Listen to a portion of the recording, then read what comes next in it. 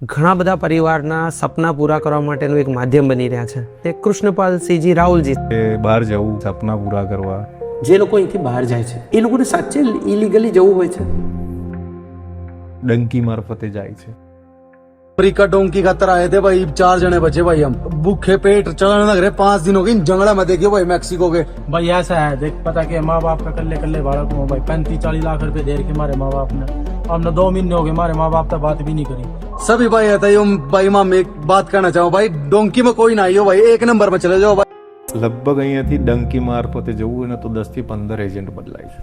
અચ્છા. તો આપણા એટલા બધા ઇન્ડિયન્સ છે કે બોર્ડર ક્રોસ કરતાં કરતાં ફેમિલી સાથે ના એ ત્યાં પહોંચી શક્યા, ના પોતાના દેશ આવી શક્યા, ના પોતાના કુટુંબીજનોને મળી શક્યા. તો આ 100% રિસ્ક ફેક્ટર છે. એના કરતાં જવું ના જોઈએ. કે હથકડી કેમ પહેરાવી? 20-22 કન્ટ્રી ફરીને ગયા. ભારતની બહાર કોઈ બી જગ્યા પર જવું છે તો એના લીગલ વેને ફોલો કરો. તો તમે ત્યાં તમારી આવડત બતાવો ને. તમે કોઈ સારી કંપનીમાં લાગો તો એ કંપની તમને સ્પોન્સર કરીને H1 વિઝા પર તમને ટ્રાન્સફર કરશે. તો તમારી પાસે ઓપોર્ચ્યુનિટી કેમ નથી? છે જ. અડધી સ્ટોરી તો લોકો સુધી પહોંચતી જ નથી. કેનેડા તમને ખબર હોય ને તો 8 મહિના ડિપ્રેશન મૂડ છે અત્યારે. છે ને સ્ટુડન્ટને કેવું છે કે બહાર જવું છે, ઘણા છે. એડમિશન કરાવી દઈએ છે. ચલો કેમ આવી જાઓ, ચલો ફટાફટ એડમિશન કરાવી દઈએ, તમને 4 દિવસમાં ઓફર લેટર, મહિનાની અંદર વિઝા. હવે કન્સલ્ટન્સી વાળો તો તમને ભગવાન જ લાગશે. આ જેટલા લોકો બહારથી હમણાં આવ્યા છે અત્યારે જેટલા બી ડિપોર્ટેશન થઈને આવ્યા છે ને, બધા બરાબર છે.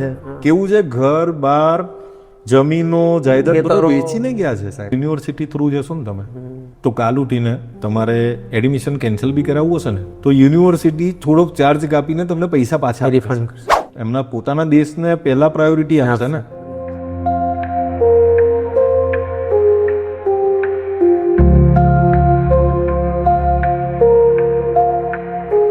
પોડકાસ્ટ વિથ ગોધરાની અંદર એક એવી વ્યક્તિ કે જેમનું સપનું હતું કેનેડા જવાનું જે સપનું લઈને એમને પોતાના જીવનમાં જે સંઘર્ષ કર્યો, સંજોગોવશ એ કેનેડા ન જઈ શક્યા, પણ આજે એમને પોતાનું એવું એક સ્ટાર્ટઅપ કર્યું કે જેના લીધે ઘણા બધા પરિવારના સપના પૂરા કરવા માટેનું એક માધ્યમ બની રહ્યા છે. એમની પોતાની કન્સલ્ટન્સી કંપની છે અને એક સ્ટાર્ટઅપના માધ્યમથી આજે વડોદરાની અંદર ખાસ કરીને ઘણા બધા પરિવારોને, પંચમહાલ, મહીસાગર, દાહોદ, ગુજરાતના ઘણા બધા પરિવારોને એ પોતે સપોર્ટ કરી રહ્યા છે. તો આવો આજે જાણીએ આજના પરિપ્રેક્ષમાં વિદેશમાં જવા માટે માંગતા જે પરિવાર છે એમને શું પ્રોસેસ સમજવી જોઈએ, કેવી રીતે આગળ વધવું જોઈએ, કેવી રીતે એજ્યુકેશનમાં શીખવું જોઈએ, સમજવું જોઈએ, એ બધા વિષય પર આજે આપણે વાત કરી રહ્યા છીએ કૃષ્ણપાલસિંહજી રાહુલજી સાથે. કૃષ્ણપાલભાઈ, આપણું ખૂબ ખૂબ સ્વાગત છે પોડકાસ્ટ વિથ ગોધરામાં. થેન્ક યુ નિરોબાટ. શું હતી ઘટના? આપ કેનેડા જવા માંગતા હતા, પછી કેનેડા જઈ ન શક્યા અને પછી આ સ્ટાર્ટઅપ, એ ઘટના આખી સમજાવી શકો? એકચ્યુઅલીમાં 2018માં મેં મારી કોકા કોલાની ડિસ્ટ્રીબ્યુટરશીપ ચાલુ કરી બરોડામાં. અત્યારે ઓલમોસ્ટ અત્યાર સુધી ચાલે છે ભગવાનની દયાથી. પણ વચ્ચે એવું હતું કે ફ્લો હતો ને એ ટાઈમે કે બહાર જવું, પોતાના સપના પૂરા કરવા, ફેમિલીને સપોર્ટ કરવો, કંઈ વોટ એવર કંઈ બી તમે સપના જોતા હોય તો તમારા ફેમિલીને ઇમ્પેક્ટ કરવા માટે કે સારી લાઈફ આપવા માટે જ જોતા હોઈએ. તો એ સપનું મેં બી જોયું હતું. પછી નહીં તો ગુજરાતની, બરોડાની, અમદાવાદની એવી કોઈ કન્સલ્ટન્સી બાકી નથી કે જ્યાં અમે પગ નહીં મૂક્યો હોય. અચ્છા. પણ આજે એ કન્સલ્ટન્સી તમને સાંભળી રહ્યા હશે બધા? 100% સાંભળતા. હા. પછી બધી જગ્યાએ રિવ્યૂ અલગ અલગ આવ્યા. જે સાચી હકીકત છે, જે ઇન્ફોર્મેશન છે, જે મારા સુધી પહોંચવી જોઈએ, જે મને ગાઈડન્સ આપવું જોઈએ, એ ગાઈડન્સ મને મળી ના રહ્યું. યા તો મળ્યું તો મને ટ્રસ્ટ બિલ્ડઅપ ના થયો. તો એ બધા બહુ ઇસ્યુ થતા હતા. અને પછી મેં મારી જાતે પ્રોસેસ ચાલુ કરી. અચ્છા. અને મેં મારી પ્રોસેસ બી ચાલુ કરી, ઓલમોસ્ટ ડન થઈ ગઈ. અને પછી એવું થયું કે ચલો બિઝનેસ તો ચાલે જ છે મારો આજે, બરાબર. તો પછી નથી જવું, ચલો અહીંયા કોઈકનું. અને ઓબ્વિયસલી બધાને સપોર્ટ. આપણી બાજુ એક સિમ્પલ વસ્તુ કહીએ તો બરોડાની અંદર મેં ચાલુ એટલા માટે કર્યું કે પંચમહાલમાં તમે અત્યારે કોઈનું નોલેજ નથી. બહાર જવું, કેવી રીતે જવું, ડોક્યુમેન્ટેશન કેવી રીતે કરવા, કોઈ રાઇટ ગાઈડન્સ નથી એમની પાસે. તો એની માટે આપણે એક, હું છું ગોધરાનો, તો મને એવું થયું કે આપણા સમાજ માટે, આપણા મિત્ર વર્તુળ માટે, યા તો આપણી સિટી માટે કરેક્ટ તો કંઈક તો માર્ગદર્શનનો જરિયો બનીએ. તો બસ આના લીધે અમે ચાલુ કર્યું. ઓલમોસ્ટ 8 મંથ થયા છે બરોડામાં. બરોડામાં ચાલુ એટલા માટે કર્યું, ગોધરા એટલે નથી કર્યું કે બરોડામાં બીજી બધી હું સુવિધાઓ આપી શકું, જેવી રીતે ક્લાસીસની, IELTSની, કરેક્ટ, કે કઈ બી રીતે હું એમને બધી સુવિધાઓ આપી શકું. તો બરોડા એટલા માટે ચાલુ કર્યું. ઓકે. 2018નો તમારો એક્સપિરિયન્સ, 2018થી લઈને 2025-24માં તમે સ્ટાર્ટિંગ કર્યું, તો આટલા સમયની અંદરનું તમારી થોટ પ્રોસેસ શું હતી આ વિષય માટે? એકચ્યુઅલીમાં મારે ફેમિલીમાં કોઈ છે નહીં બહાર. અચ્છા. મારી એક સિસ્ટર છે જે હમણાં 3 વર્ષથી જ ગઈ છે ત્યાં, પણ એની પહેલાંથી મેં સપનું જોયું હતું. અને જ્યારે ગઈ તો એના પછી મને બી એવી ઈચ્છા થઈ કે હું બી જઉં. ક્યાં છે એ અત્યારે કેનેડા છે. કેનેડા છે. શું કરે છે ત્યાં? એ અત્યારે ફાર્માસ્યુટિકલ કંપનીમાં જોબ, હમણાં લાસ્ટ રિસન્ટ 3 મંથથી એને પરમનન્ટ જોબ મળી છે. શું નામ છે એમનું? પ્રાચી રાહુલજી. અચ્છા, તમારા સગા બેન? ના, મારા કઝિન સિસ્ટર છે. ઓકે. યસ. તો એને સ્ટડી કમ્પ્લીટ કર્યું અને એના પછી અત્યારે ત્યાં જોબ કરે છે. MNC કંપની છે, ફાર્માસ્યુટિકલ કંપની છે અને પરમનન્ટ જોબ છે. વાહ. તો મને બી એવું થયું કે મારો બી એક સન છે 10 યરનો. અચ્છા. તો ચલો અહીંયા બી સ્ટ્રગલ છે જ, તો ત્યાં બી કરી લઈશું એમ. કરેક્ટ. મારા સનનું થોડુંક ફ્યુચર બ્રાઇટ થાય અને 2, 5, 10 વર્ષ હજુ બી આપણે કંઈક કરી શકીએ તો એને તકલીફ ના પડે. આપણી પાછળ આપણા ફેમિલીનું બી સારું થાય એવું વિચાર્યું હતું. પણ હવે એવું વિચાર્યું કે આપણે અહીંયા જ રહીને બધું કરીશું અને બીજાના સપના બી પૂરા કરી શકીએ છીએ. કેમ કે મેં જોયું કોઈ રાઈટ માર્ગદર્શન નથી આપતું અત્યારે. લોકોને પૈસા જ કમાવા છે, એ ના હોવું જોઈએ. કરેક્ટ. તો બીજી ખાલી ખાસ વસ્તુ સમજવી છે, તમે 8 મહિનાથી આ એક સ્ટાર્ટઅપ કર્યું, તમે એક બહુ સરસ ઇન્ફ્રાસ્ટ્રક્ચર, મેં તમારી ઓફિસના વિડીયોઝ ને બધું જોયું હતું, મને બહુ સારો ફિલિંગ આવતું હતું કે ચલો કોઈક ગોધરાનું વ્યક્તિએ બરોડાની અંદર કોર્પોરેટ લેવલ પર એક સરસ સ્ટ્રક્ચર બનાવ્યું છે. તમારો સ્ટાફ બી બહુ મોટો છે ત્યાં, ખાસ કરીને ડિજિટલ મીડિયા પર તમારા વિડીયોઝને બધું જોતા હોય છે, ઘણા સક્સેસ સ્ટોરી જોતો હોવ છો. મૂળ જે ક્રેઝ છે વિદેશ જવાનો, તો એ ક્રેઝ હોવાનું મૂળ કારણ તમને શું લાગે છે? કારણ આજે તમે બેચલર પૂરું કર્યું, બરાબર છે, આજે મેં જ એન્જિનિયર છું, એન્જિનિયરિંગ મેં પૂરું કર્યું, તો મારા જોડે અહીંયા જોબની ઓપોર્ચ્યુનિટી છે, પણ જે પ્રમાણેનો મને વેજીસ મળવો જોઈએ એ મળતો નથી. બીજી MNC જે બી કંપનીઓ છે અહીંયા, એ એક્સપિરિયન્સ સિવાય લેતી નથી કોઈને. જે સારા એક્સપિરિયન્સ હોય તો ફ્રેશર્સને તો અહીંયા બી સ્ટ્રગલ છે. કરેક્ટ. અને ત્યાં બી સ્ટ્રગલ છે. તો બહાર જવાનું મૂળ કારણ એ કે બહાર જાઓ તો તમને એ ફિલ્ડની વેલ્યુ છે અને ત્યાં તમને સારી કંપનીમાં એપ્રોચ કરી શકે છે. એવું નથી કે તમને વર્ક એક્સપિરિયન્સ હોવો જરૂરી છે તો જ તમે ત્યાં સક્સેસ છો, એવું નથી. તમે કોઈ બી ફિલ્ડમાં ત્યાં લોકો જે બી કામ કરે છે, નાનાથી લઈને મોટું કોર્પોરેટ લેવલ સુધીનું કામ કરે છે, એ લોકો માટે કામની રિસ્પેક્ટ છે.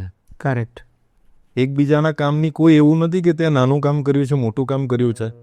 એ લોકો માટે બધા એક છે, જે આપણા ઇન્ડિયામાં પોસિબલ નથી. અહીંયા કોર્પોરેટ વર્ક કલ્ચર નથી એવું. ના, અહીંયા તો કદાચ કોઈ MNC કંપની હોય કે કંઈ બી હોય તો ગ્રોથ થતો હોય ને તો એના જ કલીગ કે એને અટકાવે, યા તો પ્રમોશન હોય કે કંઈ બી હોય. અને બ્રાઇટ ફ્યુચર છે ને બહાર.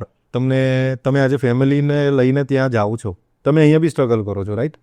તો તમારા માન લો કે તમારા સ્પાઉસ છે અને તમારા સન કે ડોટર વોટ એવર, તો એમને અહીંયા ફીસ તમે જુઓ અત્યારની હાલની તારીખમાં તમારા છોકરાને ભણાવવા માટે કેટલા પૈસાની જરૂર પડે છે, બરાબર છે? વડોદરામાં એમાં તો મેં લાખ રૂપિયા ફીસ જોઈ હતી છે નાના છોકરાઓ માટે. ઇવન તમે અત્યારે પ્લે સેન્ટરમાં જાઓ તો 1.5 લાખ 1.5 લાખથી નીચે ફીસ નથી બરોડામાં. કરેક્ટ. બરાબર છે.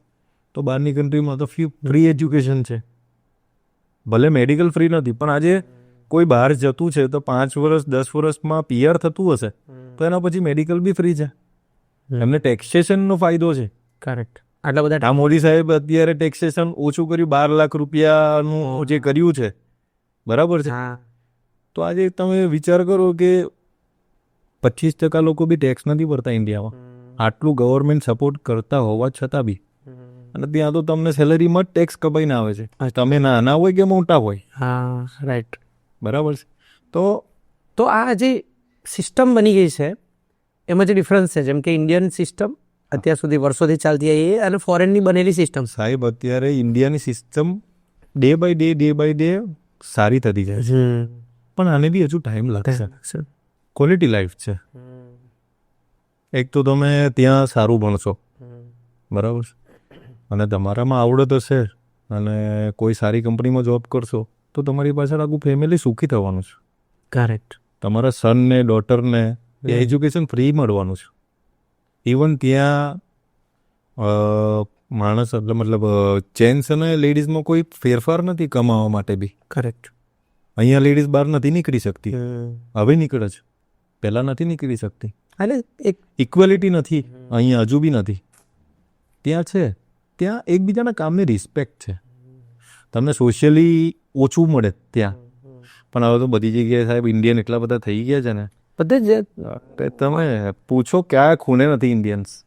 ઇન્ડિયનની બહાર કેવું ચાલે છે કે ઇન્ડિયન એ પછી કોઈ બી કાસ્ટ હોય તો એ લોકો ગેટ ટુગેધર કરે છે, મળે છે, ટાઈમ કાઢી લે છે. હા, આપણા સમાજના મોટા મોટા ફંક્શન, ઇવન તમે અત્યારે કોઈ બી એવો તહેવાર માની લો કે ત્યાં ના થતો હોય, નવરાત્રી જો અહીંયા નહીં થતી હોય તો ત્યાં થાય છે. કરેક્ટ. તો છે ના છે. અચ્છા, મને આટલી ડિસ્કશનમાં એટલું ખબર પડી કે ઓવરઓલ વિદેશ જવાનું શોખ અથવા ઈચ્છા એટલા માટે લોકોને થાય છે કેમ કે લોકોને પોતાની ક્વોલિટી લાઈફ જીવી છે, સારી લાઈફ જીવી છે, પરિવાર માટે ચિંતા છે, પૈસા કમાવા છે. અચ્છા, હવે ખાલી સમજવું એ છે કે કોઈ પણ કન્ટ્રી હોય એ પોતાના નાગરિકોની સુરક્ષા, પોતાના નાગરિકોની પ્રાયોરિટી પહેલે રાખે. વિદેશથી કોઈ બહારથી આવતા હોય, ઇન્ડિયન્સ આવતા હોય, તો એ લોકોને સ્વાભાવિક છે બધી વ્યવસ્થા આપે, પણ પહેલી એમની પ્રાયોરિટી એમની કન્ટ્રીના લોકો હોય. 100%. અત્યારે એવી કઈ કઈ કન્ટ્રી છે કે જે લોકો પોતાની પોલિસી જે આપણા સપોર્ટમાં કદાચ ઓછી હોય એવી પોલિસી ડિઝાઇન કરીને સ્ટ્રિક્ટ થઈ છે, એવી કઈ કઈ કન્ટ્રી છે? અત્યારે યુએસએ માની લો તમે, મેજર જે અત્યારે યુએસએ, કેનેડા છે, ઓસ્ટ્રેલિયા બી છે. અચ્છા, એને પોતાની પોલિસી ચેન્જ કરી? હા, ચેન્જ કરી. તો યુએસએમાં તો અત્યારે બહુ મતલબ આજે સિમ્પલ વસ્તુ છે ને, તમારે તમારા દેશ માટે કંઈક કરવું હોય તો એની પોલિસી ચેન્જ કરશો યા તો કંઈક ફેરફાર કરશો તો જ કરી શકશો. આજે અહીંયા બી તો મોદી સાહેબ જે કરે છે એ દેશ માટે જ કરે, પોતાના દેશના ઇમિગ્રન્ટ માટે જ કરે છે. કરેક્ટ. તો એ લોકો બી તો એમના ઇમિગ્રન્ટ્સ, એમના પોતાના દેશને પહેલાં પ્રાયોરિટી આપે ને. અને એગ્રીડ. એવું બી નથી કે ઇન્ટરનેશનલ સ્ટુડન્ટ પર કે ઇન્ટરનેશનલ ઇમિગ્રન્ટ પર એવું કોઈ તવાઈ આવી છે. પણ હવે આપણે આપણો બી દેશ ગણીએ તો આપણા દેશમાં આપણે કોઈને ઘૂસવા નથી દેતા, નથી, ઇલિગલી તો નહીં જ. અચ્છા, તમે જે કીધું એની સાથે સાથે શું લાગે છે, કોઈ એવો આંકડો ખરો કે જે તમને ખ્યાલ હોય અમેરિકાની અંદર કેટલા ઇન્ડિયન્સ હશે ઓવરઓલ? ઇન્ડિયન્સની તો ખબર. અચ્છા, ઓફિશિયલી અને અનઓફિશિયલી? ઇન્ડિયન્સ તો બહુ બધા છે.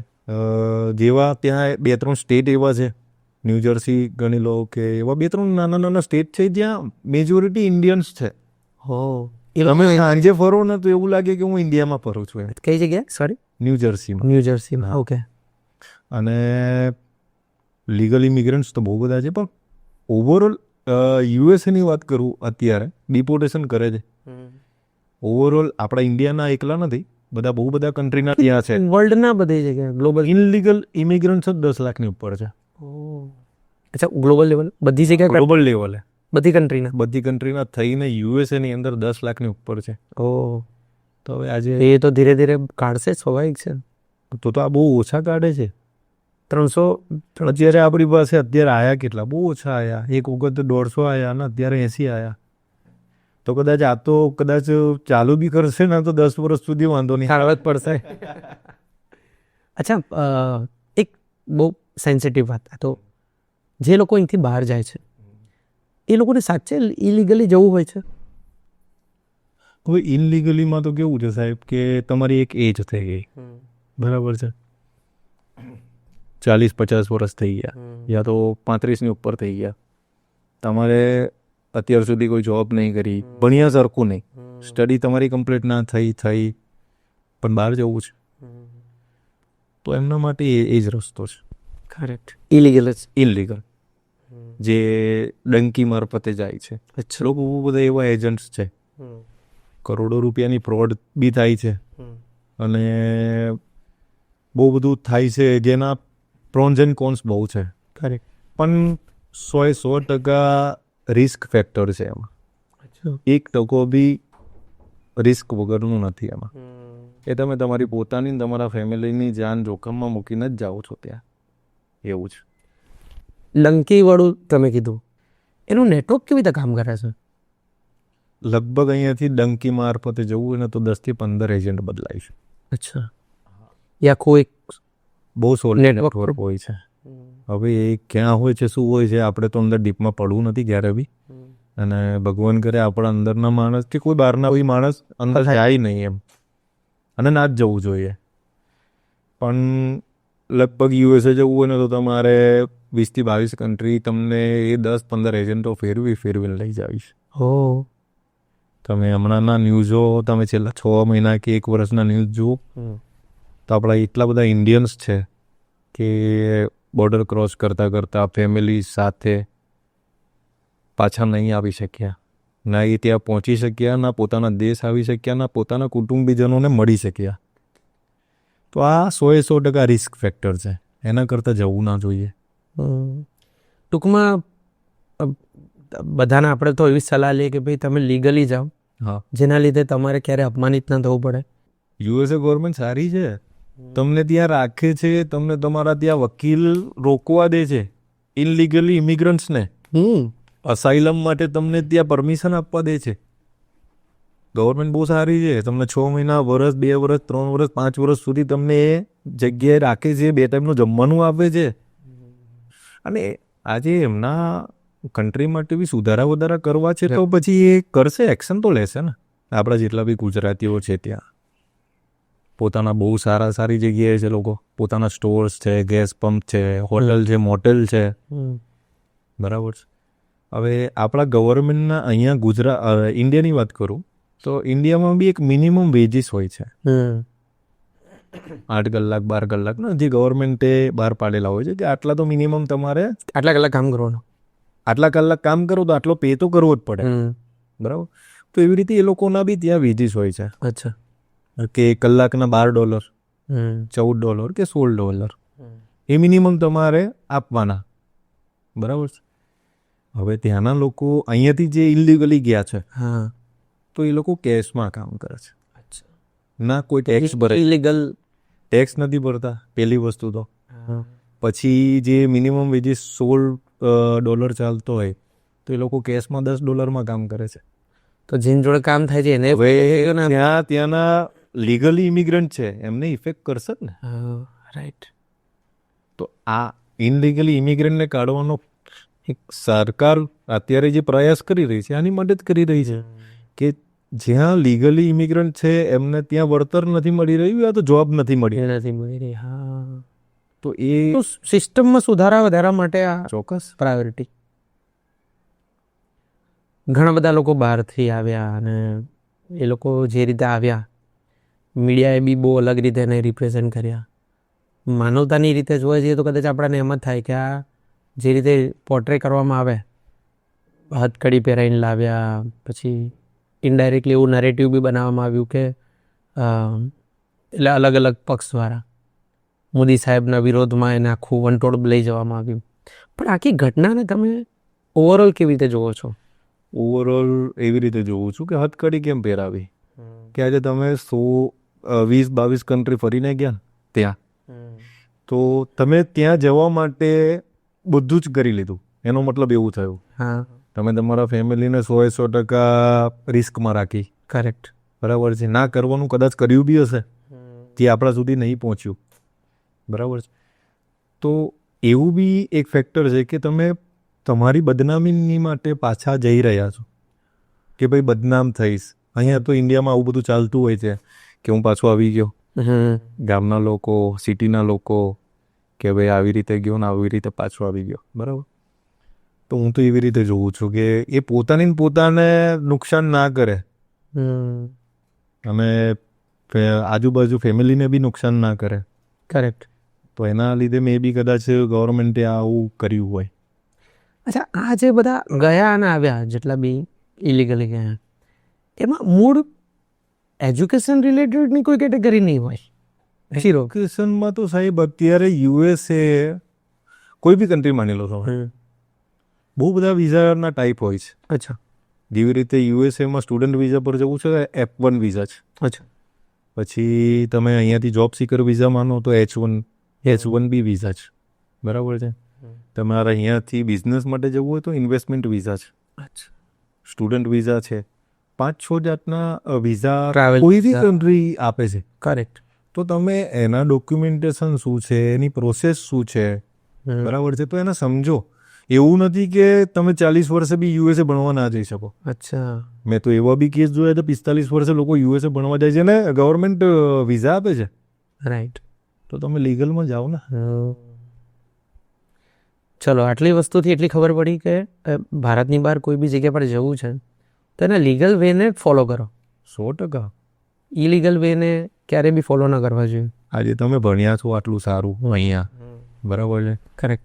તમે 1 કરોડ 2 કરોડ રૂપિયા ખર્ચો છો શું કરવા? જે વસ્તુ 15 લાખ રૂપિયામાં પૂરી થાય છે, બરાબર છે, સિસ્ટમથી જાઓ. સિસ્ટમથી જાઓ છો. એમાં ગવર્મેન્ટ, માન લો કે ગવર્મેન્ટ તો ઠીક છે, ત્યાંની યુનિવર્સિટી તમને સ્કોલરશિપ આપે છે.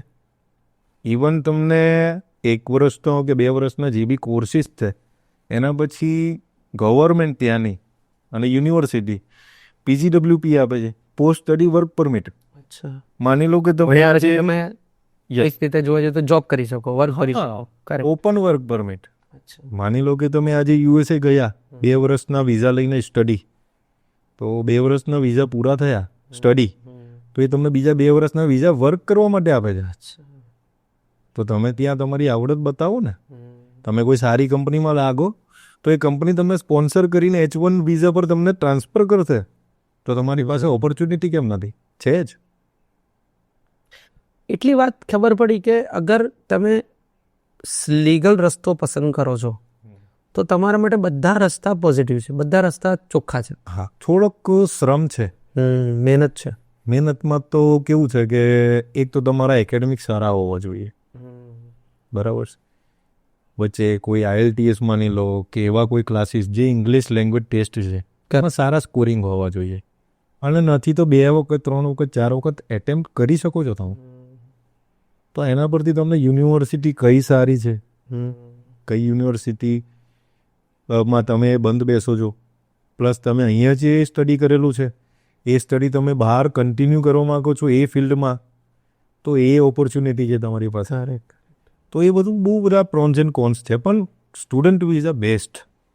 તમારે બહાર સેટલ થવું છે ઓછા પૈસામાં પ્લસ ફેમિલી સાથે, તો આરામથી કોઈ બી કન્ટ્રીમાં તમે જઈ શકો છો અત્યારે.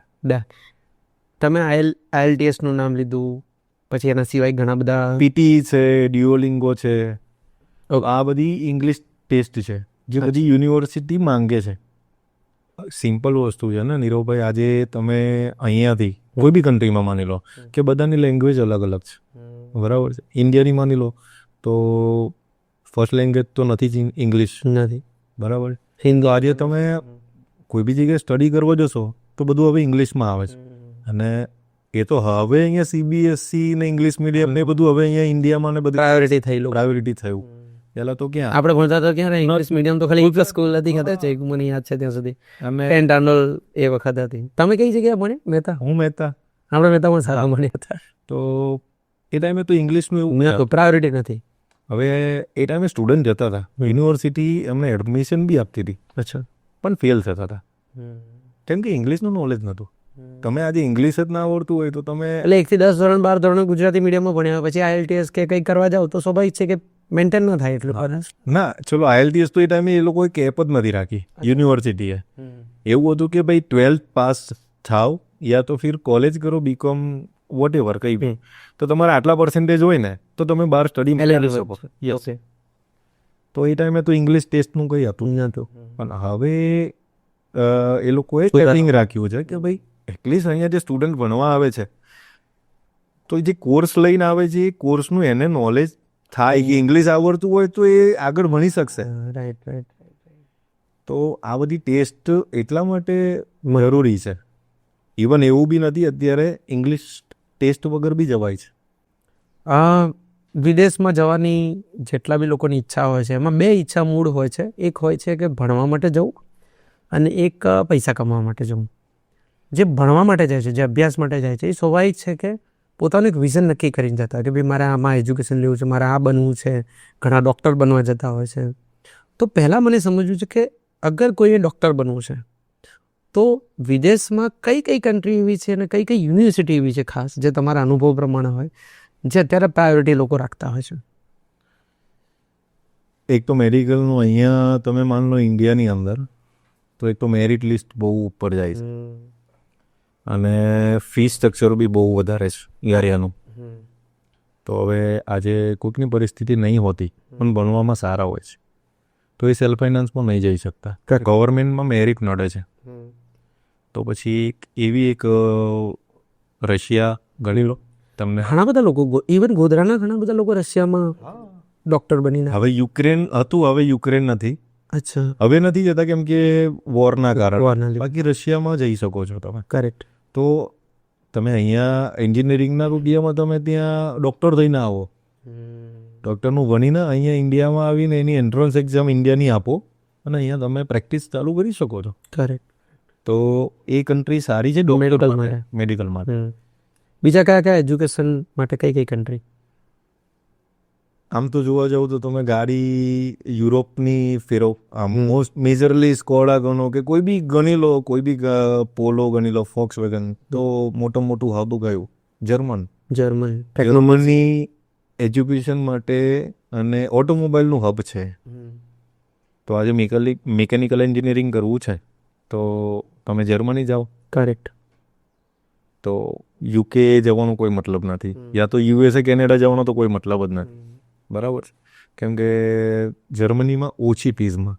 અચ્છા.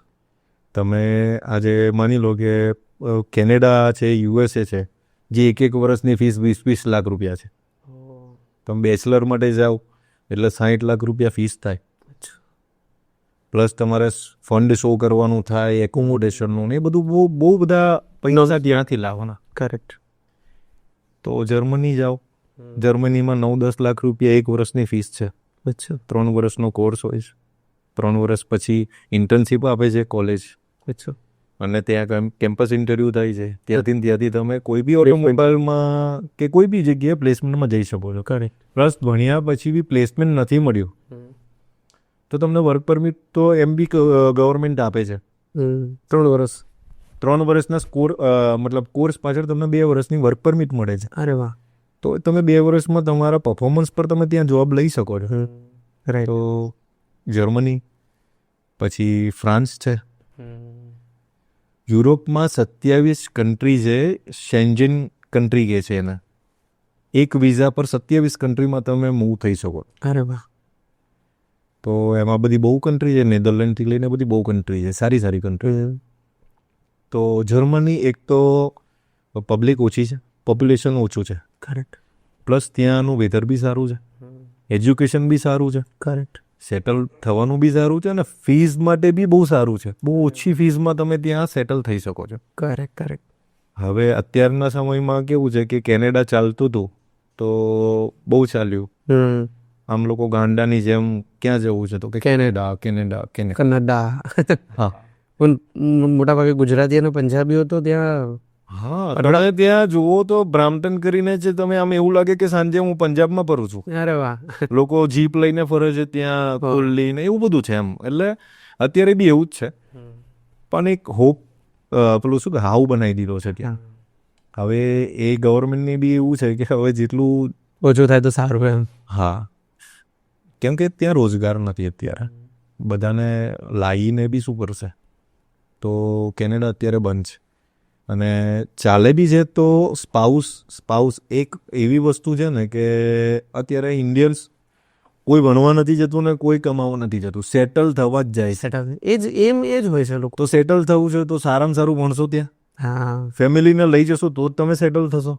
કરેક્ટ. બરાબર છે. આજે મારે બહાર જવું છે તો હું એકલો નહીં જઈ શકું ને, મારી વાઈફને મારા છોકરાને લઈ જઈશ તો હું સેટલ થઈશ.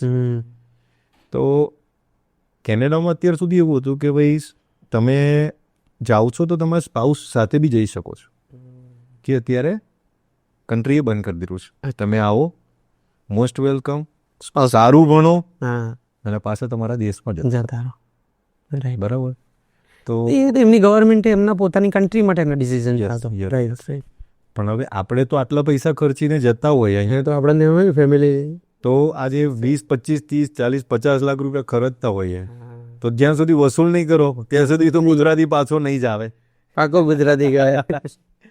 તો અત્યારે એક એવી કન્ટ્રી છે કે સ્પાઉસ સાથે એલાઉ કરે છે, અચ્છા. જે અત્યારે કોઈને નથી ખબર. કઈ કન્ટ્રી?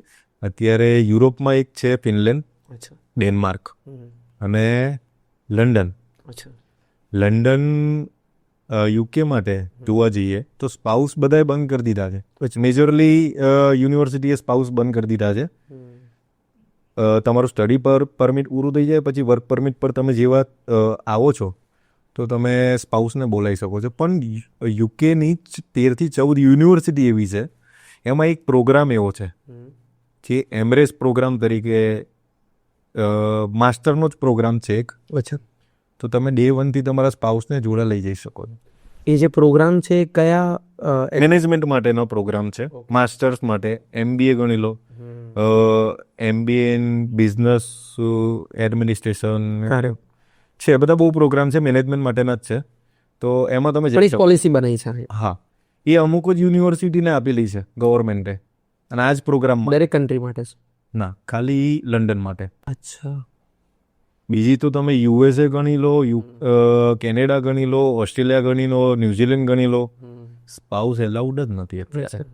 બાકી પહેલા તો એક સમય એવો હતો, આઈ થિંક આ બહુ નહીં પણ 2-3 વર્ષ પહેલા 6 મહિના પહેલાની જ વાત કરો તમે, કે જ્યારે કેનેડા લોકો જતા હતા તો વાઇફને લઈને જાય. હા, મેરેજ જ્યારે પોલિસી ચેન્જ થઈ ગઈ છે બધી. તો હવે તમે જાઓ, 1 વર્ષ 2 વર્ષનો કોર્સ છે, ભણો, અને ભણ્યા પછી સ્પાઉસ પછી બોલાવી શકો. અચ્છા. તો લંડન એવી એક કન્ટ્રી છે જે એને આ ચાલુ કર્યું છે 13 થી 14 યુનિવર્સિટીમાં, કે તમે ડે 1 થી ફ્લાય કરો તમારા સ્પાઉસ સાથે. અચ્છા. એટલે આજે મારે જવું હોય ભણવા માટે તો મારી વાઈફને જોડે લઈ જાઉં, મારા સનને જોડે લઈ જાઉં. એટલે હું તો ભણીશ, પાર્ટ ટાઈમ જોબ કરીશ, બરોબર. મારી વાઈફ ફૂલ ટાઈમ જોબ કરશે, અને મારો સનનું એજ્યુકેશન ફ્રી થઈ જશે. કરેક્ટ. તો એક ઓપોર્ચ્યુનિટી છે લોકો જોડે અત્યારે બી UK લંડન જવા માટે. રાઈટ. હવે કેનેડાની જ્યારે વાત આવી ને ત્યારે મને કિસ્સો યાદ આવે છે. બહુ બધી જગ્યાએથી સાંભળ્યું હતું, ઘણી જગ્યાએ વિડીયોઝ પણ જોયા હતા. જે ઇલીગલ જતા હોય છે એ લોકોની ઘટના, બોર્ડર પરની અમુક સ્ટોરી જે બધું સાંભળવા મળે છે એ કેટલું સાચું હોય છે, અને એ ઘટનાઓ, કારણ કે તમારી જોડે તમારું ફિલ્ડ છે, એ તમારી જોડે ઘણી બધી સ્ટોરીઓ આવતી હશે. એવા કોઈ કિસ્સા? અડધી સ્ટોરી તો લોકો સુધી પહોંચતી જ નથી. કેનેડા તમને ખબર હોય ને તો 8 મહિના ડિપ્રેશન મૂડ છે. ઓહ. તમે 4 જ મહિના જ્યારે વેધર કુલે છે, બાકી તો બરફ ને ઠંડી ને બરફ. અમુક એવા પ્રદેશ છે. કેનેડા આમ જોવા જઈએ તો બહુ મોટો દેશ છે, પબ્લિકલી બહુ ઓછો છે. એટલે એરિયાની દ્રષ્ટિએ બહુ જ મોટો છે. પ્લસ ત્યાં અમુક એવા પ્રોવિન્સ છે, સ્ટેટ ગણી અહીંયા તો એવા સ્ટેટ છે કે -40 ડિગ્રી જાય છે. અરે બાપ. 35 જાય છે, 40 જાય છે, અને લોકો કામ કરે છે એમાં. પણ 8 મહિના તો લોકો, 6 મહિના મિનિમમ તો છે ને, લોકો ડિપ્રેશનમાં જાય છે. અહીંના પબ્લિકને એવું ખબર નથી. અહીંયા તો એવું છે કે મારી ફ્રેન્ડ કેનેડા ગયો, જલસા હશે ત્યાં, એવું લાગે. હા, જલસા હશે, પણ એવું નથી. સિનારીઓ બહુ અલગ છે. એટલે તમારે બહાર જવું છે, નો ડાઉટ જાઓ. બહુ બધી કન્ટ્રી છે તમારી પાસે ઓપ્શનમાં. તમે તમારા ડોક્યુમેન્ટેશન જુઓ, એકેડેમિક જુઓ, સારું એકેડેમિક હશે તો તમે બહુ બધી કન્ટ્રી માટે એલિજિબલ છો. અચ્છા. તો તમને ઓપ્શન મળશે કે મારે કઈ કન્ટ્રીમાં જવું છે. પણ ઇન્ફ્લુઅન્સ થઈને એક જ નક્કી કરી લેવું એ યોગ્ય નથી. હા, યોગ્ય ના. અરે અમુક એવી કન્સલ્ટન્સી છે કે માની લો કે મારી પાસે અત્યારે, હું એક સંસ્થા થ્રુ કામ કરું છું, તો મારે એમની સાથે ટાઈઅપ છે. અચ્છા. ઓવરઓલ વર્લ્ડમાં 800+ યુનિવર્સિટી જોડે એમનું ટાઈઅપ છે. અરે વાહ. બરાબર છે.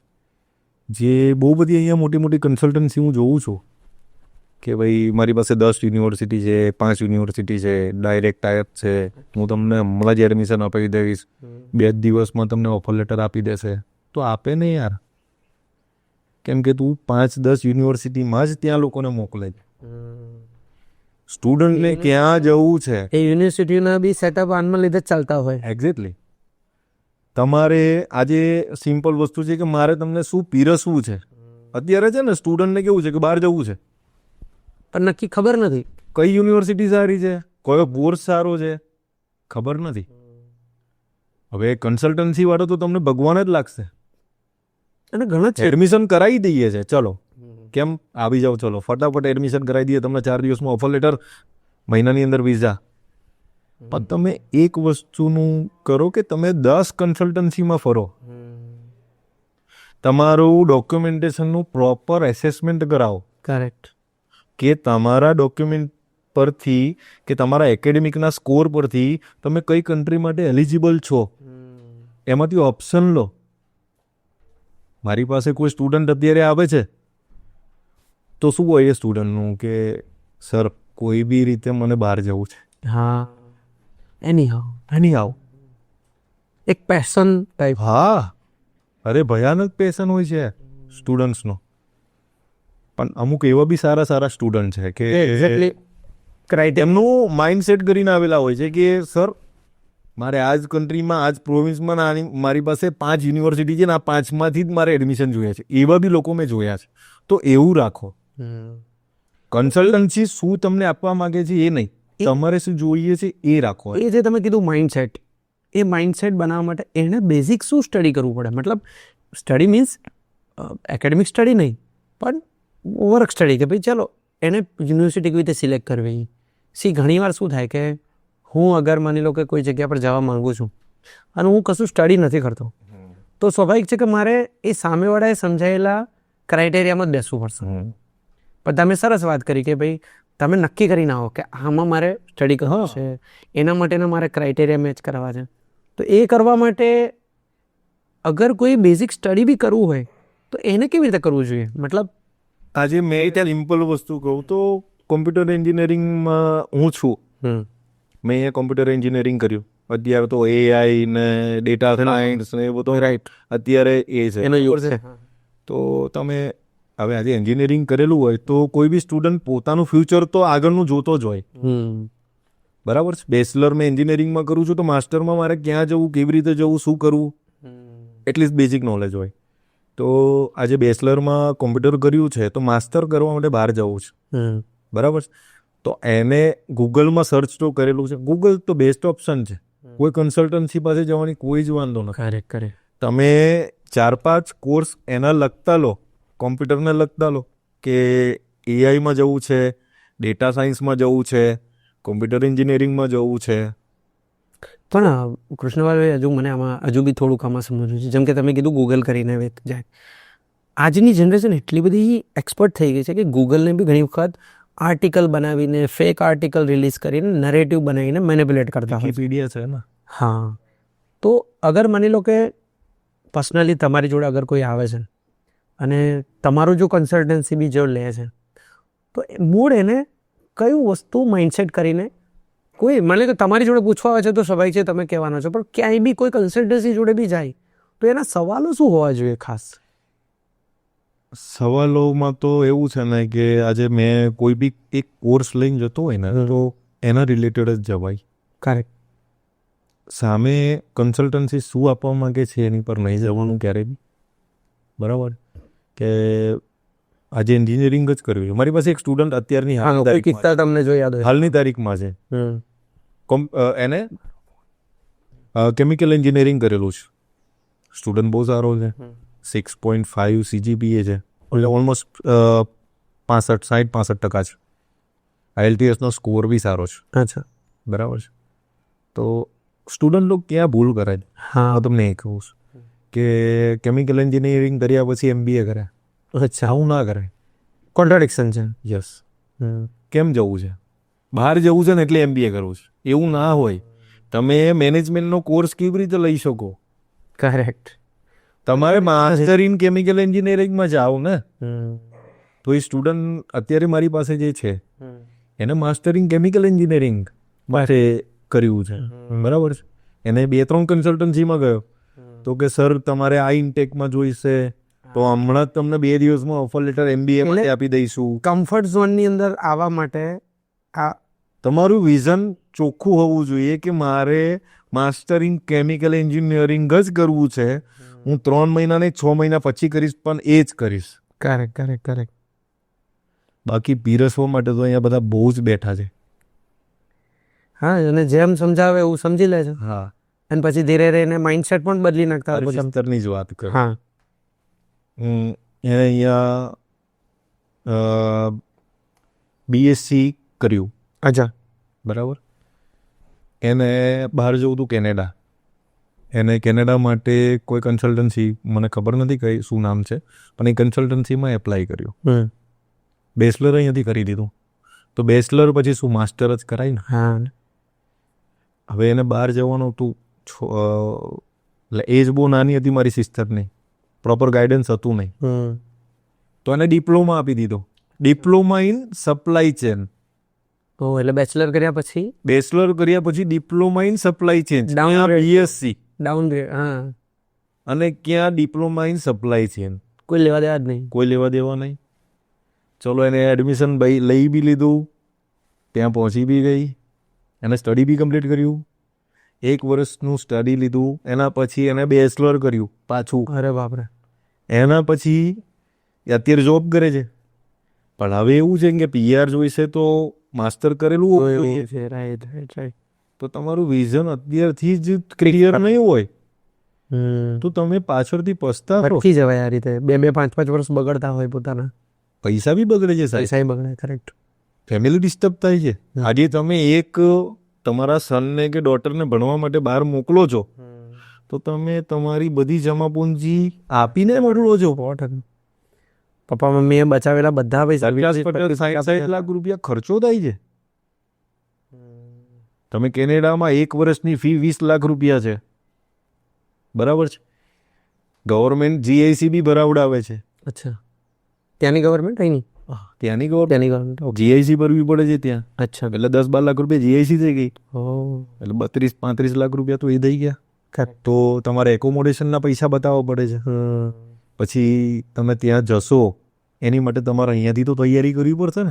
તમે ખરીદી કરશો, તમારો વીમો લેશો, એટલે નાના મોટા ખર્ચા કરતા 40 સુધી પહોંચે છે. હવે આજે સામાન્ય માણસ મરી જાય આમાં. અને ઘણા લોકો તો દેવું કરે. આ જેટલા લોકો બહારથી હમણાં આવ્યા છે, અત્યારે જેટલા બી ડિપોર્ટેશન થઈને આવ્યા છે ને, બધા બરાબર છે. કેવું છે, ઘર બાર જમીનો જાયદાદ એ બધું વેચીને ગયા છે સાહેબ. હવે અહીં આવીને શું કરશે? એજન્ટ પૈસા પાછા થોડી આપે. નહીં આવે એનો.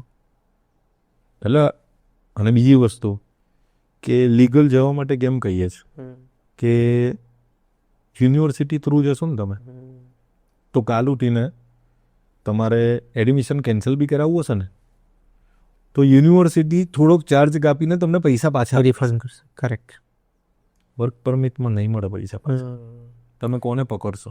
એટલે ટૂંકમાં મારે તમને એ સવાલ કરવો હતો, ભણવા માટે જવું જોઈએ કે વર્ક પરમિટ પર જવું? ભણવા માટે જ જવું જોઈએ. તમે ભણશો તો ત્યાં ઓલરેડી તમને વર્ક પરમિટ તમારું બાય પ્રોડક્ટ કરે છે, વેલકમ જ કરે છે. કરેક્ટ. જે કામ કરવા જવું છે તો પૈસા આપીને શું કરો? રાઈટ. તમે તમારામાં ઇન્વેસ્ટ કરો ને, તમારા સ્ટડી માટે ઇન્વેસ્ટ કરો તો તમને આપોઆપ કામ મળશે. તો એની માટે પૈસા ખર્ચવાની જરૂર નથી. રાઈટ. અચ્છા, અગર માની લો બહુ બાય લાજ કોઈ એવું પરિવાર હોય કે જેની પાસે સ્વાભાવિક છે કે હવે પૈસા છે અને વેલ સેટ અહીં તો છે જ, પણ સાથે સાથે હવે એને વધારે ક્વોલિટી લાઈફ જીવવા માટે કોઈ કન્ટ્રીમાં સેટલ થવું છે, ક્વોલિટી માટે, કોઈ બિઝનેસ માટે, બધું જ છે એની પાસે, તો પ્રાયોરિટી કન્ટ્રી કઈ? USA, ઓસ્ટ્રેલિયા સારી કન્ટ્રી છે, બહુ સારી કન્ટ્રી છે. ઇવન ઓસ્ટ્રેલિયામાં USAમાં એ 2 કન્ટ્રીએ સ્ટાર્ટઅપ વિઝા ચાલુ કર્યા છે. અચ્છા. હવે તમને અત્યારની વાત કરું તો ફ્રાન્સના PM આવ્યા હતા, આપણા PM સાથે મળ્યા હતા. કરેક્ટ. તો એ હમણાં એક પ્રોગ્રામ લોન્ચ કર્યો છે સ્ટાર્ટઅપ વિઝાનો. અચ્છા. કે તમે અહીંયા 10 વર્ષ 5-10 વર્ષથી તમે અહીંયા વિઝા મતલબ અહીંયા બિઝનેસ કર્યો છે, તો તમે ત્યાં 1 વર્ષનો કોર્સ ભણવા માટે આવો અને એ કોર્સ પછી તમે વિઝા એપ્લાય કરશો, 5 વર્ષના ગવર્મેન્ટ ત્યાંની વિઝા આપશે તમને. અચ્છા, સ્ટાર્ટઅપ વિઝા. અરે વાહ. અને ફ્રાન્સ એવી એક કન્ટ્રી છે કે ત્યાં તમે 5 વર્ષ રહો એટલે PR માટે તમે એલિજિબલ છો. અચ્છા, right. અને ત્યાં PR માટે તમે કરી શકો છો. તો એ બી સારા વિઝા છે. અચ્છા, મને આનો રસ્તો સમજો છે. અગર માની લો કે કોઈ ઇલીગલ ગયું હોય ત્યાં, તમે પેલો શબ્દ કીધેલો હું અસાઇલમ. હા, પછી બીજો બી એક શબ્દ હતો, પેલું હું શબ્દ ભૂલી ગયો, કુંડી થ્રુ કે શું હતું? ડંકી, સોરી, ડંકી થ્રુ. હા, ડંકી થ્રુ કોઈ ગયું, ઇલીગલ ગયું. હવે માની લો કે એને લીગલ થવું હોય તો એની પાસે કોઈ ઓપ્શન ખરો? એ કન્ટ્રી પર ડિપેન્ડ કરે છે નીરોભાઈ. અત્યાર સુધી બહુ બધા લીગલ થયા છે. અચ્છા. યુએસએની વાત કરું ને તો યુએસએ મેક્સિકો બોર્ડરની સિક્યુરિટી વધારી, તમને ખબર છે? હા, એ મને એની વોલ મોટી કરીને. કરેક્ટ. બરાબર છે. હવે એના વિડીયો સિમ્પલ પ્રોસેસ તમને એની જણાવું ને તો અહીંયાથી લોકો જાય છે 20-20, 25-25 કન્ટ્રી, જે માફિયાઓ આ બધું ચલાવતા હોય છે બીજી બધી કન્ટ્રીમાં. અને તમે ત્યાં પહોંચી બી ગયા તો યુએસ ગવર્મેન્ટ જે બોર્ડર સિક્યુરિટી હોય છે તમને ત્યાંથી લઈ જાય. અને અહીંયાથી લીગલી લોકો પાસપોર્ટ ફાડી નાખે છે પોતાનો. કહેતા નથી કે હું ઇન્ડિયન્સ છું કે વોટ એવર, કોઈ બી કન્ટ્રીમાંથી આવ્યો હોય નથી કહેતા. અને ત્યાં એક પ્રોસેસ હોય છે અસાઇલમ માટેની, તો એ લોકોને શેલ્ટર હોમ કહેવાય છે. ત્યાંની બોર્ડર સિક્યુરિટી શેલ્ટર હોમમાં લઈ જાય છે, એમને ત્યાં રાખે છે, એમને પોતાનો એક વકીલ રોકે છે, એની માટે એક ચાન્સ આપે છે. અને એના પછી એ અસાઇલમ માટે ગવર્મેન્ટને એપ્લાય કરે છે. અને અસાઇલમ એટલે શું, તમને ના ખ્યાલ હોય તો એ કહું કે એ ત્યાં જઈને એવું કહે છે કે મને મારા દેશમાં મારી સુરક્ષાનું કંઈ ઠેકાણું નથી, એટલે તમે મને અહીંયા રેફ્યુજી, વન ટાઈપ ઓફ. તો અસાઇલમ માટે ત્યાં કરે છે. અને અસાઇલમ જો ગવર્મેન્ટ આપી દે છે તો એ ત્યાં લીગલી રહી શકે છે. અચ્છા. પછીનો વર્ગ એને અમુક ટાઈમ સુધી ત્યાં લીગલીમાં અમુક ટાઈમ સુધી કંપની ફરી એટલે એક વખત ગવર્મેન્ટે અસાઇલમ ત્યાં એપ્રુવલ આપી દીધા પછી એ તમે ક્યાંય બી યુએસએમાં કોઈ બી જગ્યાએ તમે કામ કરી શકો. પછી ત્યાંના લીગલ થઈ ગયા તમે. યસ. એ અમુક ટાઈમ આ વાત મને થોડીક અજુગતી લાગી કે એ લોકોએ પોતાને પરમેનન્ટ થવું છે એટલે આપણા દેશને બદનામ કરીને અથવા સુરક્ષાવાળી વાત કરતા હોય છે. હવે તમે આજે એક સિમ્પલ વસ્તુ વિચારશો કે એમને તો અહીંયા તકલીફ હતી જ નહીં ને. કઈ એમને એમના સપના પૂરા કરવા હતા. હવે સામે ગવર્મેન્ટને એવું કહેશે કે ભાઈ મને તકલીફ નથી, મારે સપના પૂરા કરવા આવ્યો છું, તો ગવર્મેન્ટ તો ગાડી જ મૂકશે ને પાછી. તો એમને એવું તો કંઈક કહેવું પડશે ને. તો આ બધું ના છૂટકે એવી ટૂંકમાં કેવું પડે છે, મજબૂરી ના લે. તમે હા. કેટલી એજ સુધી જનરલી બહાર જવાય, વિદેશમાં જવું હોય તો? જવાની કોઈ એજ નથી. પહેલી વર્ષ જો કોઈ બી કન્ટ્રીમાં તમે જઈ શકો છો as a visitor, as a tourist visa, study ફરી શકો છો. સ્ટડી વિઝા માટે છે ને અમુક એજ ક્રાઇટેરિયા છે, પણ મેક્સ ટુ મેક્સ 45 વર્ષ સુધી તમે સ્ટડી કરી શકો. ઓહ, રાઈટ.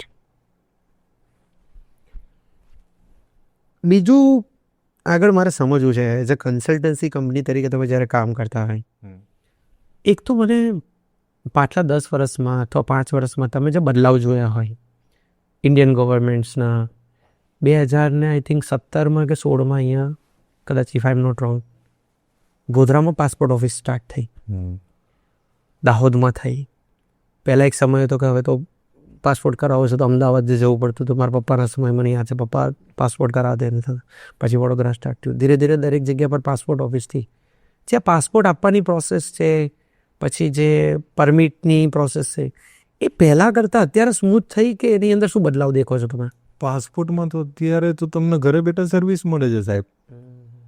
તમે ઓનલાઈન પાસપોર્ટ સેવા જે ગવર્મેન્ટની સાઇટ છે એની પરથી જાતે એપોઇન્ટમેન્ટ લઈ શકો છો. 2 દિવસમાં તમને આજે પાસપોર્ટ 4 દિવસમાં જોઈએ, 4 દિવસમાં તમને ઘરે બેઠા પાસપોર્ટ આવશે. અરે વાહ. અત્યારે પાસપોર્ટની સેવા તત્કાલમાં ગણી લો કે નોર્મલ ડેઝમાં બી તમારે 15-20 દિવસમાં તમને પાસપોર્ટ ઘરે મળી જાય છે. તો ગવર્મેન્ટ આ પોલિસીમાં જે બદલાવ લાવે એને તમે કેવી રીતે જોઈ રહ્યા છો? બહુ સારો બદલાવ છે. હું મારી જ વાત કરું, હું એકચ્યુઅલીમાં કોકાકોલાનો ડિસ્ટ્રીબ્યુટર બી છું. તો મેં ક્યારેય વિચાર્યું નહોતું કે હું બહાર જઈશ. તો કંપની ટાર્ગેટ્સ આપે, રાઈટ? તો એ ટાર્ગેટ પૂરા કર્યા તો ટિકિટ મળી મને બહાર જવા માટે, ઓસ્ટ્રેલિયા જવા માટે. બરાબર. તો આપણા ઇન્ડિયા ને ઓસ્ટ્રેલિયાનો લેડીઝ વર્લ્ડ કપ હતો, હા, જે ત્યાં જોવાનો હતો. હવે મારી પાસે પાસપોર્ટ જ નહોતો, તો ક્યારેય બહાર જવાનું વિચાર્યું નહોતું. તો હવે પાસપોર્ટ તત્કાલ કઢાવવો પડે એવો હતો. તો એપોઇન્ટમેન્ટ લીધી, એની ફીસ ભરી, ગવર્મેન્ટની ફીસ ઓનલાઈન ભરી.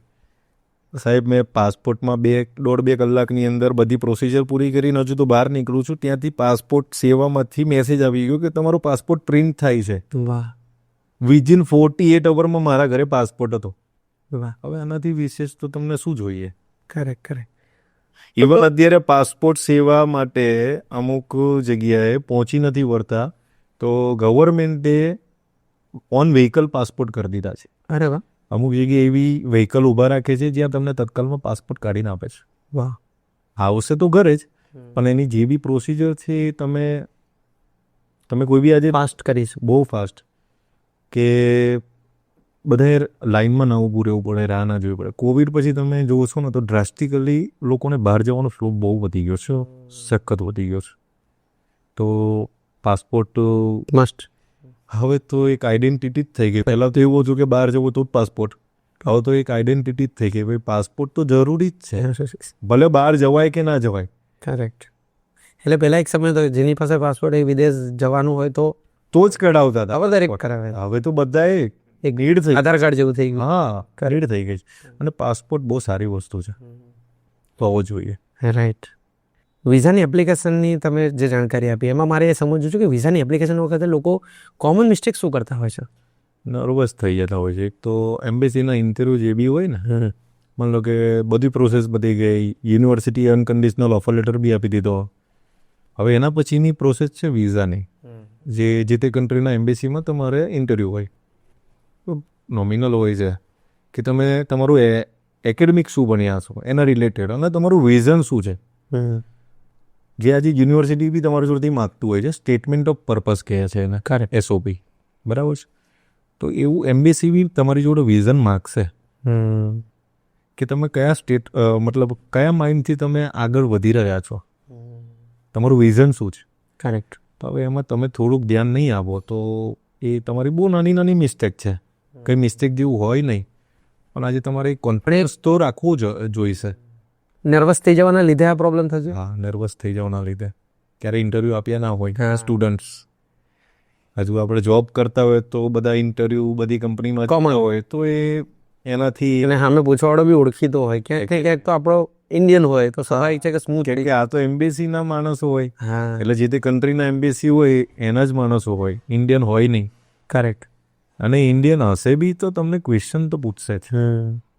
તો પછી એના કરતાં કશું છે નહીં, જે તમારું એકેડમિક છે અને તમે જે વિઝનથી જઈ રહ્યા છો તો થોડોક કોન્ફિડન્સની જરૂર છે. બાકી કઈ સિલી મિસ્ટેક હોય છે. અમુક વખત તો તમને એવું ખબર બી નહીં હોય. યુએસએના સ્ટુડન્ટ વિઝાની વાત કરું તો સ્ટુડન્ટની બી નહીં હોતી મિસ્ટેક, પણ અમુક એ લોકોનો રેશિયો વધી ગયો હોય તો એ લોકો રિજેક્શન આપી દે છે. કઈ એમ્બેસીના ઇન્ટરવ્યૂ સૌથી ટફ? યુએસએ. મેં બી એવું સાંભળ્યું હતું કે બહુ અઘરા સવાલો કરે છે. બહુ અઘરા. લાઈક કેવા સવાલો? એક જ સવાલ પૂછે, બહુ પૂછે કોઈ બી, કે કઈ બી સવાલ પૂછે, અને એમાં જો તમે કોન્ફિડન્સ તમારો ગયો તો તમને બેટર લક નેક્સ્ટ ટાઈમ આપી દેશે. અચ્છા, કેન્સલ. હા, અને એ જે જગ્યા છે એ જગ્યા પર તો જે એ લોકો બી apply કામ કરવા બેઠા છે. કરેક્ટ. એમની પાસે બધી ઇન્ફોર્મેશન હોય છે તમારે. અચ્છા. હા, તમે આજે એમ્બેસી માટે જાઓ છો તો આની પ્રોસેસ એક એવું હોય છે કે કોલેજ સુધીની પ્રોસેસ મારી હોય છે, એના પછી વિઝાની પ્રોસેસ મારે એમ્બેસી થ્રુ કરવી પડે છે. તો એમ્બેસીને મારે સ્ટુડન્ટની બધી ડિટેલ આપવી પડે છે. ઇવન યુનિવર્સિટીએ મને જે કન્ડિશન ઓફર લેટર જે આપ્યો હોય હા એ બી મારે એમના પોર્ટલ પર એમ્બેસીના પોર્ટલ પર જમા કરવો પડે છે. ઇવન એના ફાઇનાન્શિયલ શું કરે છે, એક્સપિરિયન્સ લેટરથી લઈને બધું જ યુનિવર્સિટી માંગે છે, અરે એમ્બેસી માંગે છે. અચ્છા તો એની પાસે બધી જન્મ કુંડળી હોય છે એમ્બેસી પાસે. અને અમુક એવી મિસ્ટેક બી થઈ ગઈ હોય છે કે ગભરાઈ ગયા હોય ને, કદાચ તમે જે ડોક્યુમેન્ટ પ્રોવાઈડ કર્યા હોય ને એની જગ્યાએ બીજું કોઈ બોલી ગયા ભૂલમાં, ભૂલથી જ ભૂલ જાણી જોઈને ના હોય બીજો ગભરાવાના લીધે. હા બીજો ચાન્સ નહીં આપે.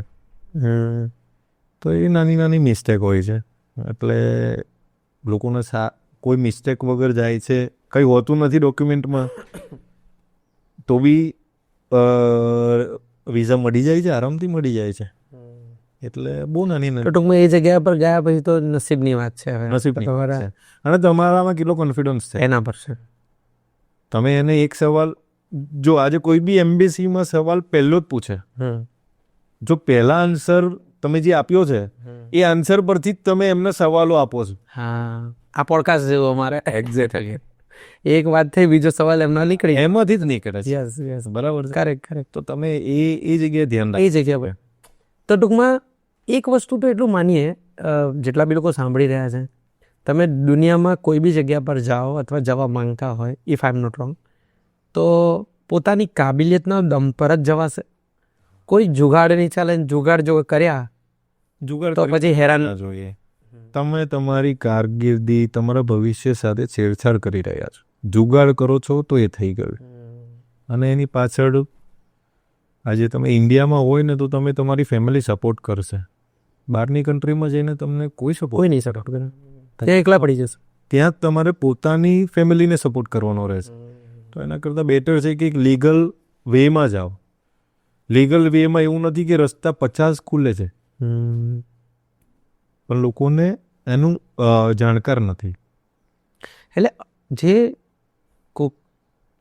કોકની લાઈફસ્ટાઈલ જોઈને, કોક ફેમિલી મેમ્બર ગયું છે એને જોઈને પ્રભાવિત થઈને જે જવાનું ગેલછા છે અથવા જે ઈચ્છા છે, ડ્રીમ જોયા હોય, એના કરતાં ઇન્ફોર્મેશન લઈને પ્રોપર વે પર જવાથી જ એના કેરિયરને ફાયદો છે. હા ચોક્કસ. અને મારી પાસે તો એવી બી 2-3 કન્ટ્રી છે જે પાથવે પ્રોગ્રામ આપે છે. શું આપે? Sorry, pathway programme. Pathway. Yes. Okay. જેવી રીતે ગ્રીસ છે, યુરોપની અંદર ગ્રીસ કન્ટ્રી છે, તો એ જે એક યુનિવર્સિટી છે એ જ યુનિવર્સિટી યુએસએમાં છે. અચ્છા. તો 2 વર્ષનો કોર્સ આપે છે સ્ટુડન્ટને. તો કદાચ યુએસએ ડાયરેક્ટ નથી જઈ શકતા, તો 1 વર્ષ ગ્રીસમાં ભણો, બીજું વર્ષ યુએસએમાં.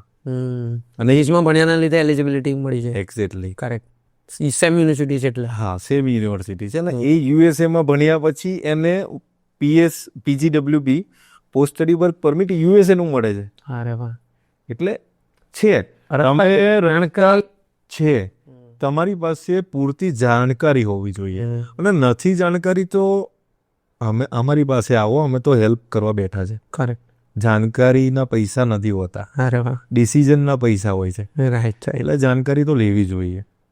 અચ્છા, કોઈ વ્યક્તિ અગર તમારી જોડે એક આ વ્યવસ્થા નવી નવી બની, કન્સલ્ટન્સી પહેલાં કદાચ એ વ્યવસ્થા બી ઓછી હશે અથવા ના બરાબર હવે વધારે થઈ, તો કન્સલ્ટન્સી કોઈ પણ સિલેક્ટ કરે તો એ સિલેક્શન માટે એનું ડિસિઝન કેવી રીતે લેવું જોઈએ? જેમ કે તમે કીધું કે તમે તમારા લાઈફમાં બહુ બધી કન્સલ્ટન્સીને કન્સલ્ટ કર્યું હતું, અને પછી જ્યારે તમને એમના મિસિંગ પોઈન્ટ જે છે એમાંથી તમે નક્કી કર્યું કે ભાઈ મારે આમને સિલેક્ટ કરવા, તો કન્સલ્ટન્સી કેવી રીતે નક્કી કરવી? કન્સલ્ટન્સીમાં આજે તમે જાઓ છો તો તમારા એકેડમિક સારા હોય છે, તમે એક વિઝન લઈને જતા હોય ને, તો તમે કન્સલ્ટન્સીમાં જે તે રિપ્રેઝેન્ટેટિવ હશે કોઈ બી કન્ટ્રીના, કરેક્ટ, તો એને તમે 5 સવાલ પૂછી શકશો. અને એ કન્સલ્ટન્સી તમને શું આપે છે એ તમને આઈડિયા આવી જશે. જો પૂરા જશો ને તો તમે ત્યાંથી છેતરાઈને જ નીકળશો. અને બીજી વસ્તુ કેવી છે કે આજે એ લોકો બહુ બધા પેલું શું કહેવાય કે તમને IELTSમાં આટલા પૈસા ડિસ્કાઉન્ટ આપી દઈશું, તમને બેગ્સ આપી દઈશું, તમને બધી બુક્સ આપી દઈશું, પણ એની પાછળના વિઝન બી બહુ અઘરા હોય છે, જે સ્ટુડન્ટ સુધી એના મા બાપ સુધી નહીં પહોંચી શકતા. બરાબર છે. હવે આજે મારે જ જવું હોય ને હું કન્સલ્ટન્સીમાં જઉં તો મારા બેઝિક સવાલ 2-3 જ હોય કે કેવી રીતે પ્રોસેસ કરશો. કરેક્ટ. બરાબર છે. મારે આ યુનિવર્સિટીમાં કરવી છે તો એમના ટાઈપ નહીં હોય ને તો એ ના પાડી દેશે. ગોળ આમ નહીં તો આમ ગોળ ફરી ના પા. હા, એ લોકો ના પાડી દેશે કે હું મારી જ વાત કરું કે તમે મારા કન્સલ્ટન્સીમાં આવશો અને પ્રોપર 1-2 યુનિવર્સિટી હશે અને એ યુનિવર્સિટી જોડે મારી ફર્મનું ટાઈઅપ હશે ને તો હું કરીશ, બાકીના નહીં કરો. હા, બાકીનું હું મોઢા પર ના પાડી દઈશ. અચ્છા, ઓકે. હા. યા તો ફિર કોઈ સ્ટુડન્ટને એની એલિજિબિલિટી હોય જ નહીં કે તમારા ડોક્યુમેન્ટ એકેડમિક ઓછા છે, IELTSમાં બી સ્કોરિંગ નથી, તો એને ખોટું કહું નહીં કે આશા નહીં જગાડો. આશા નહીં જગાડો.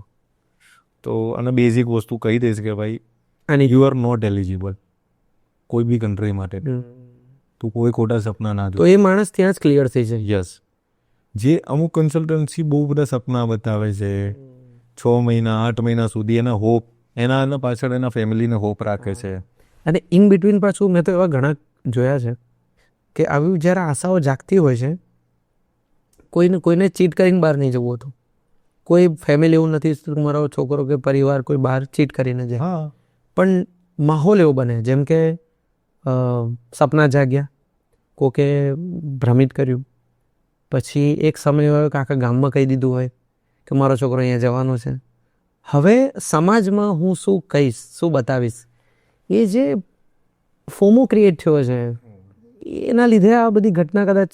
ના, એમાં બહુ ભાષા છે. એક તો સ્ટુડન્ટ વિઝામાં છે ને ક્યારે ફ્રોડ નહીં થાય. પહેલી વસ્તુ તો હું તમને ક્લિયર કરી દઉં, કેમ કે સ્ટુડન્ટ વિઝામાં છે ને એટલી ટ્રાન્સપરન્સી હોય છે. અચ્છા. ઇવન અમે કોઈ બી યુનિવર્સિટીમાં સ્ટુડન્ટનું રજિસ્ટ્રેશન કરતા હોય ને તો એનો ઓફિશિયલ મેલ આઈડી હોય.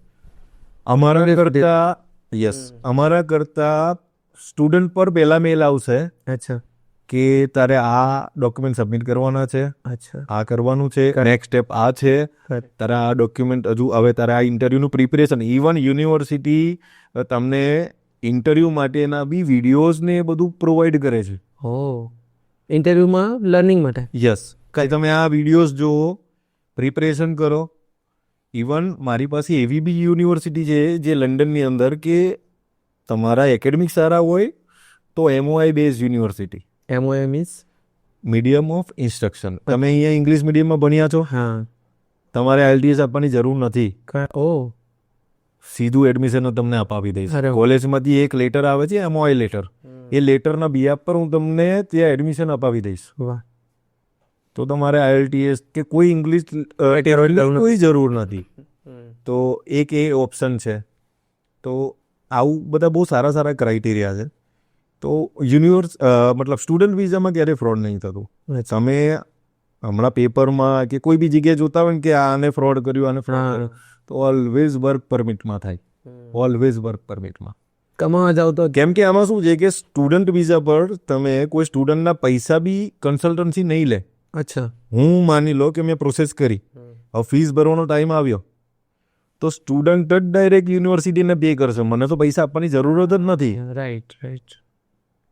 હું તો ખાલી એક મીડિયેટર છું. યુનિવર્સિટીને સ્ટુડન્ટ જોઈએ છે, સ્ટુડન્ટને યુનિવર્સિટી જોઈએ છે. હા. એમાં એડમિશન કરાવવાની જવાબદારી મારી.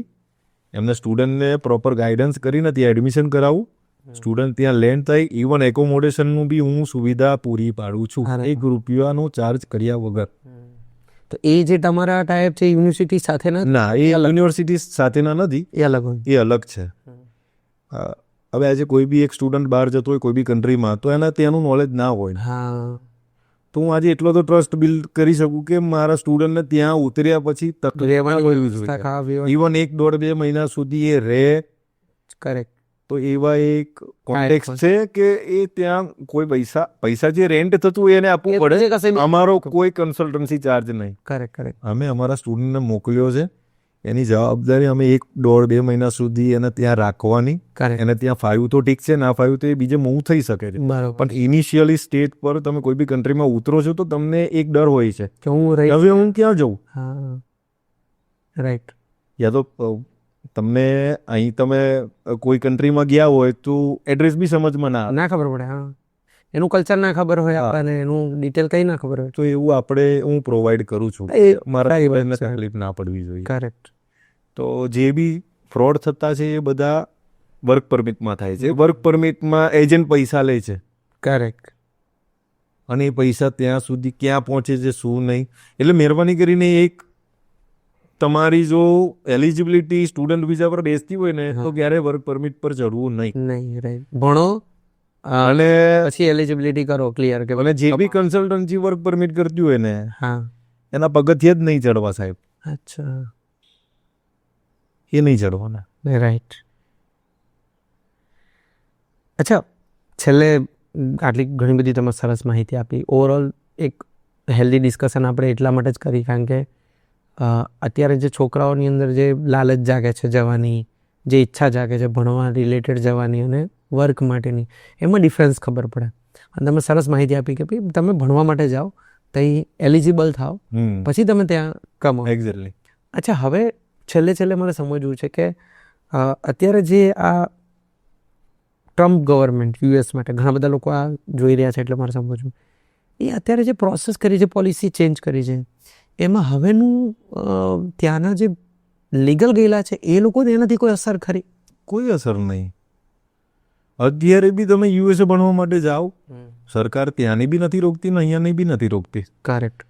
તમે યુનિવર્સિટી બી અત્યારે એટલું જ પ્રમોટ આપે છે, પ્લસ સ્કોલરશિપ એટલી આપે છે સ્ટુડન્ટને. યુએસએની યુનિવર્સિટી બી એટલી સ્કોલરશિપ આપે છે કે તમે તમારું ભવિષ્ય બનાવી શકો છો. અને તમે હું તો એમ કહું છું કે કોઈ બી કન્ટ્રીમાં તમે જાઓ ને તો તમારું એક જે ફિલ્ડમાં ભણેલા છો ને એ જ ફિલ્ડમાં આગળ વધો તો આઉટપુટ મળશે તમને. બરાબર. તો યુએસએમાં બી કોમ્પ્યુટર જેવી રીતે કોમ્પ્યુટર એન્જિનિયરિંગ છે, ડેટા સાયન્સ છે, એઆઈ છે, ફાર્માસ્યુટિકલ છે, કે સારા પ્રોફાઇલ કોર્સિસ છે. તમે જાઓ તો ત્યાંથી તમને કેમ્પસ ઇન્ટરવ્યુમાં સિલેક્શન મળશે. રાઈટ. તો એ F1 વિઝા કહેવાય છે યુએસએ માટે. સ્ટુડન્ટ વિઝાના F1 વિઝા કહે છે. તો એમાં તો ટ્રમ્પ સરકારે કોઈ કેપિંગ નથી રાખ્યું. બરાબર છે. તમે લીગલી આવો, ભણો, વર્ક પરમિટ પર જાઓ. તમે સ્થાયી થતા હોય તો કંપની એપ્રોચ કરતી હોય તો તમે ત્યાં બી હજુ બી સ્થાયી થઈ શકો છો. છેલ્લે આપણા પંચમહાલ અને ગોધરાવાસીઓ માટે તમે કોઈ હેલ્પ કરી શકો? આ કદાચ કોઈને જવું હોય એ વિષય પર તમે કોઈ ગાઈડ કરી શકો? હેલ્પ 100% કરીશું એમને. અમે કોઈને બી કઈ બી કન્ટ્રી માટે ક્વેરી હોય તો આપણે ફ્રીમાં એસેસમેન્ટ કરાવીશું. અરે વાહ. કોઈ ચાર્જ નહીં લઈએ. એકેડમિક માટે ઇવન IELTS એમને અહીંયાથી ઓનલાઈન કરવું હશે ને તો હું બરોડાથી એમને અહીંયા ઓનલાઈન કોચિંગ બી આપીશ. ગ્રેટ. પ્લસ જે અમારી કન્સલ્ટન્સીનો ચાર્જ હોય છે જે 20,000 25,000 હોય છે, ખરે અમે 2,000 મિનિમમ 2,000 રૂપિયા લઈશું. અરે વાહ. અને બીજી કોઈ ફીસ લઈએ નહીં. જે બી આવશે એ યુનિવર્સિટી ફીસ હશે એ તમારે ડાયરેક્ટ પે કરવાની છે. વિઝા ફી હશે એ બી ગવર્મેન્ટને તમારે એમ્બેસીની ફી પે કરવાની રહેશે. તમને પૂરેપૂરું 100% ગાઈડન્સ આપીશું. તમારો છોકરો કે ડોટર કે છોકરો જે બી હશે તમારે સારી રીતે સારી યુનિવર્સિટીમાં એડમિશન મળે અને સારી રીતે ત્યાં ઉતરે, એનું ભવિષ્ય ઉજ્જવળ બને એનો અમે 100% ટ્રાય કરીશું. વાહ. તો આ હતા આપણી સાથે ડેસ્ટિની ઓવરસીસના ફાઉન્ડર, જેમણે બહુ સરસ આપણી સાથે વાતચીત કરી, ઘણી બધી માહિતી, રસપ્રદ માહિતી આપી. એમણે છેલ્લે એ પણ વાત કરી કે ગોધરાનો કોઈ વ્યક્તિ, પંચમહાલનો કોઈ વ્યક્તિ અગર એમની સાથે કન્સલ્ટન્સી માટે જશે તો એમને ટોકન ઓફ અમાઉન્ટમાં પણ એ હેલ્પ કરશે. If I am not wrong, અગર તમે એ જ વાત કરી. અને બધાને રિક્વેસ્ટ છે, અગર તમે વિદેશ જવા માંગો છો તો કોઈ પણ સારા કન્સલ્ટન્સી જોડે જ જાઓ જેનું એક સરસ બેકગ્રાઉન્ડ હોય, એમની પ્રોફાઇલ હોય, સક્સેસ સ્ટોરીઝ હોય. અને મારા મિત્ર પણ હતા એટલે મારે ઘણી વખત એમની જોડે ક્રોસ ચેક થયું, ઘણી બધી ડિસ્કસ થઈ અને ત્યાર પછી મને ઈચ્છા થઈ કે ચલો એમની સાથે આ બધી ચર્ચા કરીએ. અને આજે ખૂબ સરસ માહિતી તમે કૃષ્ણપાલભાઈ આપી આ વિષય પર. અને હું આશા રાખું કે તમે આ વિષયમાં ઘણા બધા લોકોને સક્સેસ સ્ટોરીઓ તમારા માધ્યમથી બહાર આવે. અને thank you so much for coming. અને છેલ્લે તમે કઈ મેસેજ આપવા માંગો ગોધરાવાસીઓને, પંચમહાલવાસીઓને? બસ હમણાં તો હવે બોર્ડની એક્ઝામ આવે છે. જેને આગળના વિઝન સાથે બહાર જવું છે એ અત્યારે જ સારું પરફોર્મન્સ આપજો અને ઓલ ધ બેસ્ટ બધાને. અને બહાર જવા માટે તો કંઈ બી ક્વેરી હોય અડધી રાત્રે બી તમે ફોન કરશો તો તમને પૂરેપૂરું ગાઈડન્સ મારા થ્રુ જ મળશે. અમારી ત્યાં હું ડાયરેક્ટ સ્ટુડન્ટના ટચમાં છું, વાહ. એટલે એનો બી તમને એક આન્સર ચોક્કસ રહેશે કે યુનિવર્સિટીથી હું છું ને મારાથી તમે છો, વચ્ચે કોઈ ગેપ નહીં આવે. એટલે ક્યારે બી અડધી રાત્રે બી ઇવન મારી જોડે કામ કરવું ના કરવું અલગ વસ્તુ છે, પણ તમને માહિતી ચોક્કસ મળશે મારા જોડથી ને એ બી સચોટ માહિતી આપીશ. એટલે બેફિકર રીતે આગળનું ભવિષ્ય તમારા હાથમાં છે, તમે જે જોશો એ કરજો. All the best. કૃષ્ણપાલસિંહજી જોડે એટલે ડેસ્ટિની ઓવરસીઝ સાથે કનેક્ટ થવા માટેની જે વિગત છે એ નીચે અહીં આપેલી છે. તમે કોલ કરી શકો, તમે એમના સોશિયલ મીડિયા લિંક સાથે જોડાઈ શકો અને એમને ફોલો કરજો. એમની ઘણી બધી સોશિયલ મીડિયા પોસ્ટ ને બધી વસ્તુથી જ હું ખાસ ઇમ્પ્રેસ થયો હતો અને મને પછી જ ઈચ્છા થઈ કે લાવો આ વિષય પર એમની સાથે ચર્ચા કરી. Thank you so much for this talk. અને આવી જ આપણે ક્રિએટિવ ડિસ્કશન આવનારા સમયમાં ફરીથી પણ કરતા રહીશું. તમે સૌએ બધું આ નિહાળ્યું. હું રિક્વેસ્ટ કરીશ બધાને કે અગર તમને આ એપિસોડ સરસ લાગ્યો હોય, તમને અગર કોઈ ક્વેશ્ચન હોય, તમને કોઈ પણ પ્રકારની માહિતી જોઈતી હોય, કૃષ્ણપાલસિંહજી એમને તરત જવાબ આપશે અને ચોક્કસ તમને પ્રોપર ગાઈડ કરશે. Thank you for watching. Thank you so much. Thank you.